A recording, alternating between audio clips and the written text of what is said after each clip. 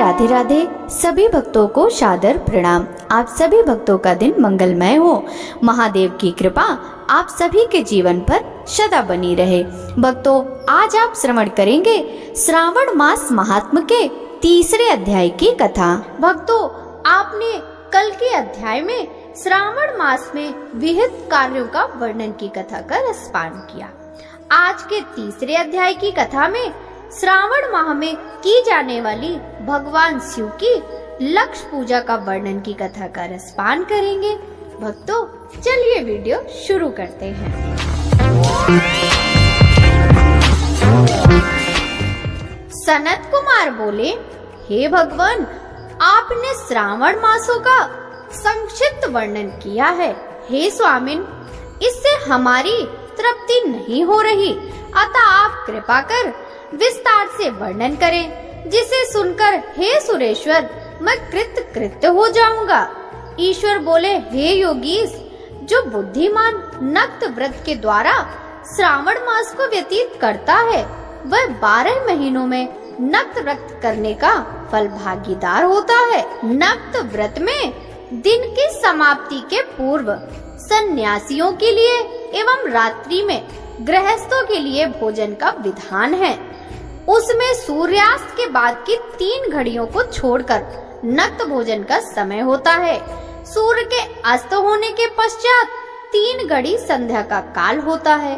संध्या वेला में आहार, मैथुन, निद्रा और चौथा स्वाध्याय, इन चारों कर्मों को त्याग देना चाहिए। गृहस्थ और यति के भेद से उनकी व्यवस्था के विषय में मुझसे सुनिए। सूर्य के मंद पड़ जाने पर जब अपनी छाया अपने शरीर से 2 गुनी हो जाए, उस समय के भोजन को यति के लिए नक्त भोजन कहा गया है।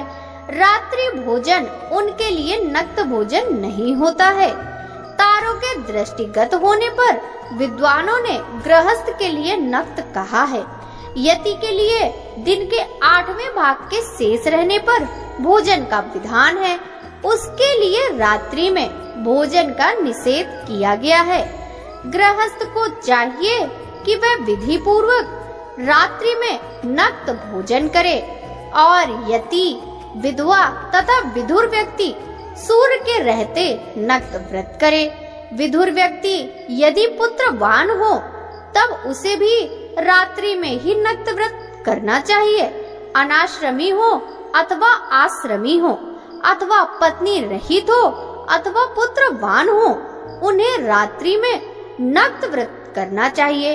इस प्रकार बुद्धिमान मनुष्य को अपने अधिकार के अनुसार नक्त व्रत करना चाहिए। इस मास में नक्त व्रत करने वाला व्यक्ति परम गति प्राप्त करता है। मैं प्रातः काल स्नान करूंगा, ब्रह्मचर्य व्रत का पालन करूंगा, नक्त भोजन करूंगा, पृथ्वी पर सोऊंगा और प्राणियों पर दया करूंगा। हे देव, इस व्रत को प्रारंभ करने पर यदि मैं मर जाऊं तो हे जगतपते, आपकी कृपा से मेरा व्रत पूर्ण हो। ऐसा संकल्प करके बुद्धिमान व्यक्ति को श्रावण मास में प्रतिदिन नक्त व्रत करना चाहिए। इस प्रकार नक्त व्रत करने वाला मुझे अत्यंत प्रिय होता है। ब्राह्मण के द्वारा अथवा स्वयं ही अतिरुद्र, महारुद्र अथवा रुद्र मंत्र से महीने भर प्रतिदिन अभिषेक करना चाहिए। हे वत्स, मैं उस व्यक्ति पर प्रसन्न हो जाता हूँ क्योंकि मैं जलधारा से अत्यंत प्रीति रखने वाला हूँ। अथवा रुद्र मंत्र के द्वारा मेरे लिए अत्यंत प्रीतिकर होम प्रतिदिन करना चाहिए।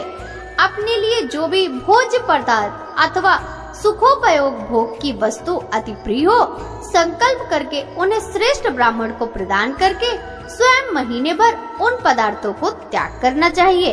हे मुने, अब इसके बाद उत्तम लक्ष्य पूजा विधि को सुनिए। लक्ष्मी चाहने वाले अथवा शांति की इच्छा वाले मनुष्य को लक्ष्य बिल्व पत्रों या लक्ष्य दूर्वा दलों से शिव की पूजा करनी चाहिए। आयु की कामना करने वालों को चंपा के लक्ष्य पुष्पों तथा विद्या चाहने वाले व्यक्तियों को मल्लिका या चमेली के लक्ष्य पुष्पों से श्री हरि की पूजा करनी चाहिए। शिव तथा विष्णु की प्रसन्नता तुलसी के दलों से सिद्ध होती है। पुत्र की कामना करने वालों को कटेरी के दलों से शिव तथा विष्णु का पूजन करना चाहिए। बुरे स्वप्न की शांति के लिए धान से पूजन करना प्रशस्त होता है। देव के समक्ष निर्मित किए गए रंगवल्ली आदि से विभिन्न रंगों से रचित पद्म, स्वस्तिक और चक्र आदि से प्रभु की पूजा करनी चाहिए। इस प्रकार सभी मनोरथ की सिद्धि के लिए सभी प्रकार के पुष्पों से यदि मनुष्य लक्ष्य पूजा करे तो शिव जी प्रसन्न होंगे। तत्पश्चात उद्यापन करना चाहिए, मंडप निर्माण करना चाहिए और मंडप के त्रिभाग परिमाण में वेदिका बनानी चाहिए। तदंतर पुण्यावाचन करके आचार्य का वरण करना चाहिए। उस मंडप में प्रविष्ट होकर गीत तथा वाद्य के शब्दों और तीव्र वेद ध्वनि से रात्रि में जागरण करना चाहिए।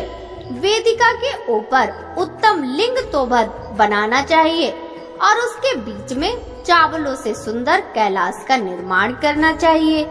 उसके ऊपर तांबे का अत्यंत चमकीला तथा पंच पल्लव युक्त कलश स्थापित करना चाहिए और उसे रेशमी वस्त्र से वेष्टित कर देना चाहिए। उसके ऊपर पार्वती पति शिव की सुवर्णमय प्रतिमा स्थापित करनी चाहिए। तत्पश्चात पंचामृत पूर्वक धूप, दीप तथा नैवेद्य से उस प्रतिमा की पूजा करनी चाहिए और गीत, वाद्य, नृत्य तथा वेद, शास्त्र तथा पुराणों के पाठ के द्वारा रात्रि में जागरण करना चाहिए।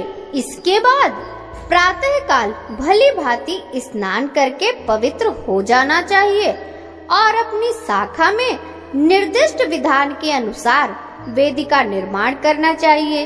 तत्पश्चात मूल मंत्र से या गायत्री मंत्र से या शिव के सहस्त्र नामों के द्वारा तिल तथा घृत मिश्रित खीर से होम कराना चाहिए अथवा जिस मंत्र से पूजा की गई है उसी से होम करके पूर्णाहुति डालनी चाहिए।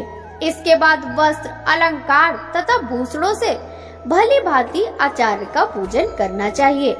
तत्पश्चात अन्य ब्राह्मणों का पूजन करना चाहिए और उन्हें दक्षिणा देनी चाहिए। जिस जिस वस्तु से उमापति शिव की लक्ष्य पूजा हो उसका दान करना चाहिए। स्वर्णमयी मूर्ति बनाकर शिव की पूजा करनी चाहिए। यदि दीप कर्म किया हो तो उस दीपक का दान करना चाहिए। चांदी का दीपक और स्वर्ण की वर्तिका अर्थात बत्ती बनाकर उसे घोघरत से भरकर सभी कामनाओं और अर्थ की सिद्धि के लिए उसका दान करना चाहिए। इसके बाद प्रभु से क्षमा प्रार्थना करनी चाहिए और अंत में 100 ब्राह्मणों को भोजन कराना चाहिए। हे मुने, जो व्यक्ति इस प्रकार पूजा करता है मैं उस पर प्रसन्न होता हूँ। उसमें जो भी श्रावण मास में पूजा करता है उसका अनंत फल मिलता है।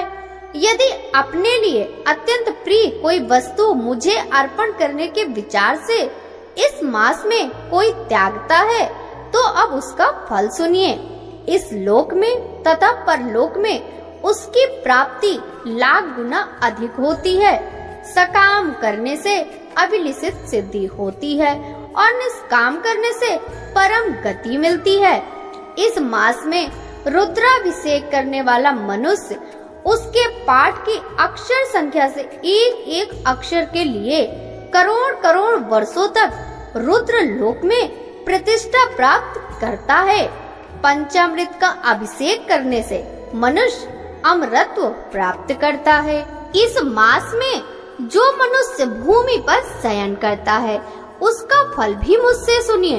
हे द्विज श्रेष्ठ, वह मनुष्य 9 प्रकार के रत्नों से जड़ी हुई सुंदर वस्त्र से आच्छादित, बिछे हुए कोमल गद्दे से सुशोभित, देश तकियों के युक्त, रम्य स्त्रियों से विभूषित, रत्न निर्मित दीपों से मंडित तथा अत्यंत मृदु और गरुड़ाकार, प्रमाण मणि निर्मित अथवा हाथी दांत की बनी हुई अथवा चंदन की बनी हुई उत्तम तथा शुभ सैया प्राप्त करता है।